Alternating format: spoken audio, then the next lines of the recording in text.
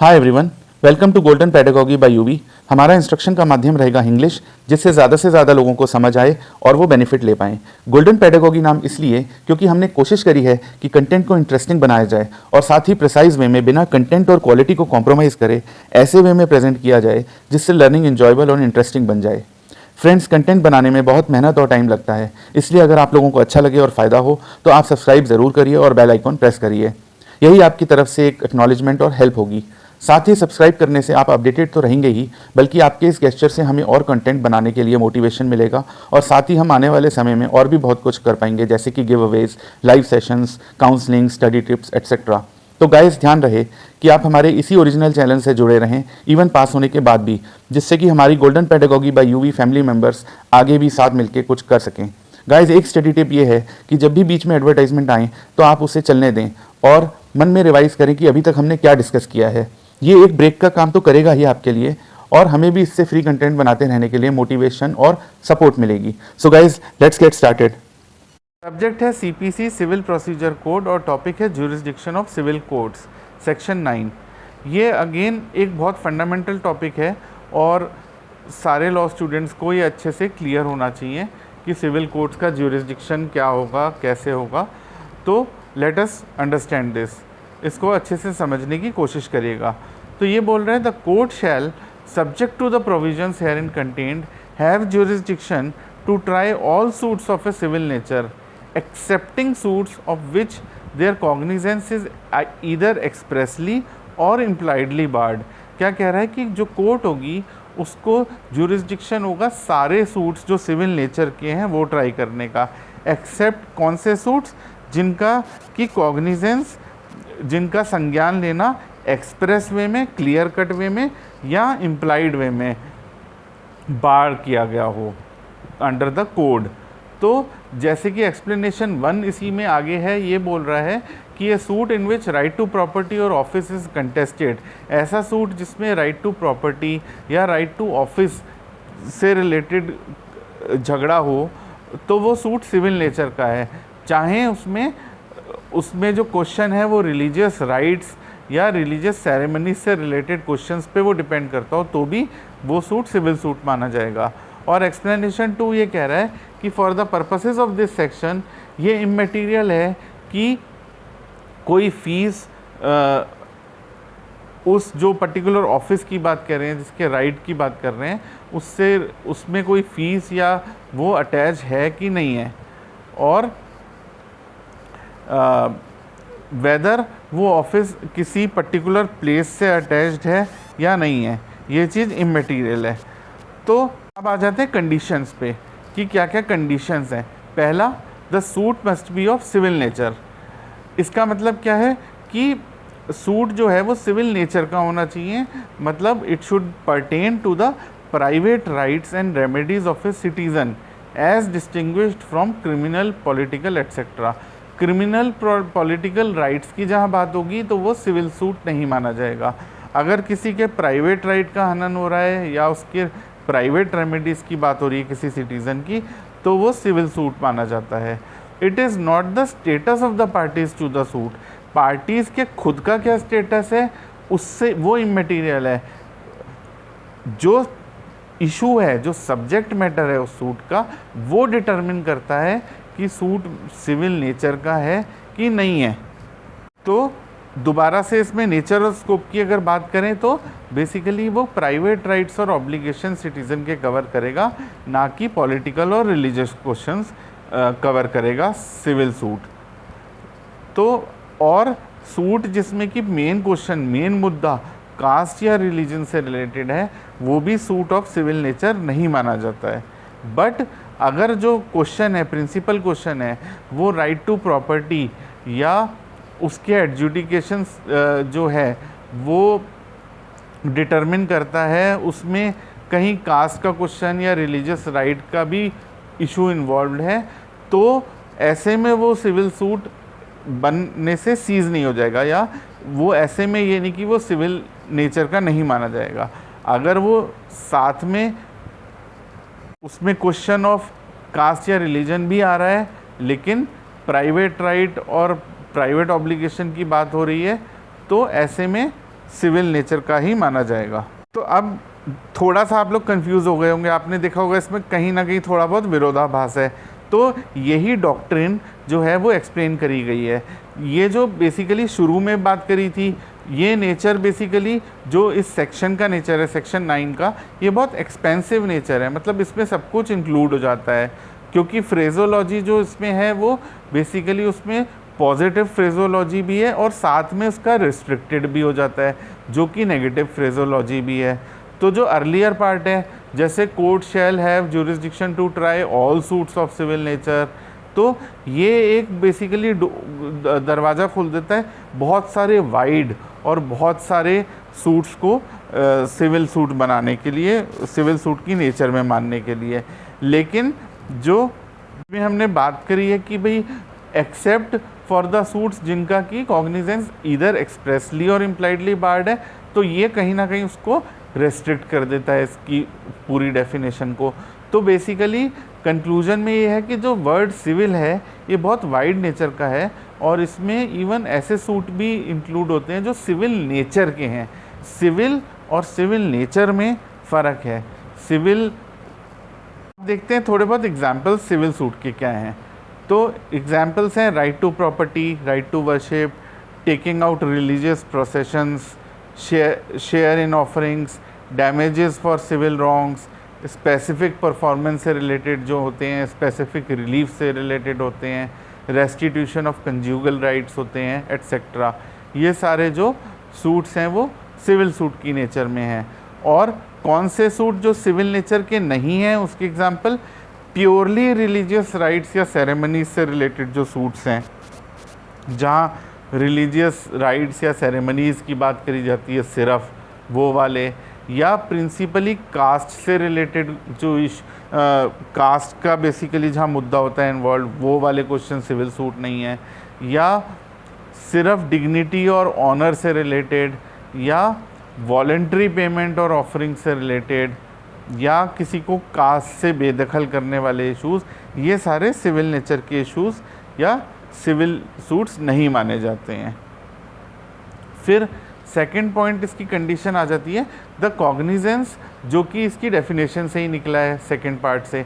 The cognizance of such suit should not have been expressly और impliedly barred. अब इसमें आ जाता है सूट्स कौन से एक्सप्रेसली बार्ड हैं। जैसे कि कुछ सूट्स जो हैं वो अलग अलग इनेक्टमेंट से, अगर जो स्पेसिफिकली उसमें लिखा है कि भाई कोर्ट का इसमें ज्यूरिसडिक्शन नहीं होगा इस पर्टिकुलर सूट का, तो ऐसे में वो suits basically civil court try नहीं कर सकती, जहाँ की एक्सप्रेस प्रोविज़न हो और लेजिस्लेशन ने ये कन्फर कर रखा हो कि भाई ये तो ये पर्टिकुलर सूट है, ये सिविल कोर्ट के मैटर से रिलेटेड नहीं है। लेकिन हर प्रिजम्पशन जो है, ये ज्यूरिसडिक्शन जो है सिविल कोर्ट के फेवर में माना जाएगा अगर वो प्रोविज़न क्लियर कट मेंशन नहीं करता कि सिविल कोर्ट का ज्यूरिसडिक्शन बार्ड है। सिंपल वर्ड्स में बोलूँ तो जब तक कि क्लियर कट नहीं लिखा है तब तक ये माना जाएगा कि सिविल कोर्ट का ज्यूरिसडिक्शन उस सूट पे है। तो इसका एक strict construction, doctrine of strict construction जो है वो अप्लाई होता है कि जहाँ क्लियर कट होगा वहीं सिविल कोर्ट का ज्यूरिसडिक्शन बार्ड होगा, अदरवाइज सिविल कोर्ट का ज्यूरिसडिक्शन माना जाएगा। तो जैसे कि रेवेन्यू कोर्ट्स हैं, हमने यूपी लैंड रेवेन्यू का पढ़ा था, उसमें था कि भाई स्पेशल ट्रिब्यूनल्स हैं वो ही मैटर देखेंगे, सिविल कोर्ट का ज्यूरिसडिक्शन नहीं है। ऐसे ही स्पेशल ट्रिब्यूनल्स हैं जैसे MCI, medical council of India, या यूनिवर्सिटी या बार काउंसिल, ये सारे स्पेसिफिकली जहाँ एक्सप्रेसली बार्ड हैं।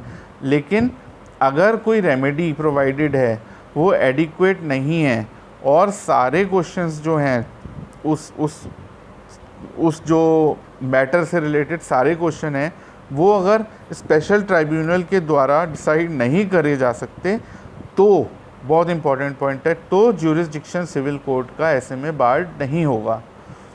अब है सूट्स कौन से इम्प्लाइडली बार्ड हैं बाय इम्प्लीकेशन।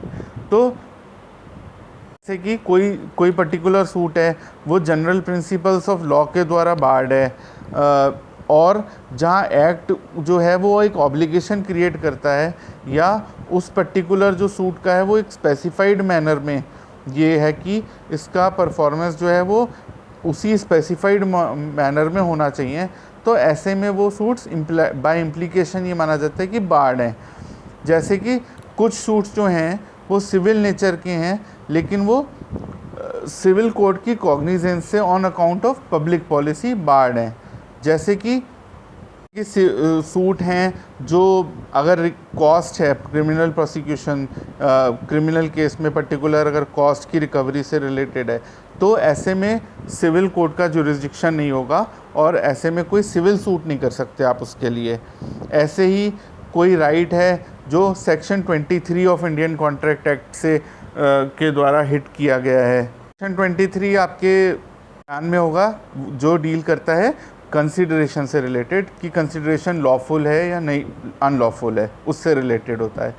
ऐसे ही कोई सूट जो जज के अगेंस्ट डाला जाए, जो कि जज ने अपने कोर्स ऑफ हिज ड्यूटीज़ कोई जजमेंट दिया है, तो वो बेसिकली वो बाय इम्प्लीकेशन सूट्स बार्ड होते हैं। ऐसे ही पॉलिटिकल क्वेश्चंस जो which belong to the domain of public administration और वो सिविल कोर्ट्स के जुरिस्डिक्शन के बाहर हैं, तो ये सारे सूट्स जो हैं वो बाय इम्प्लीकेशन बार्ड माने जाते हैं।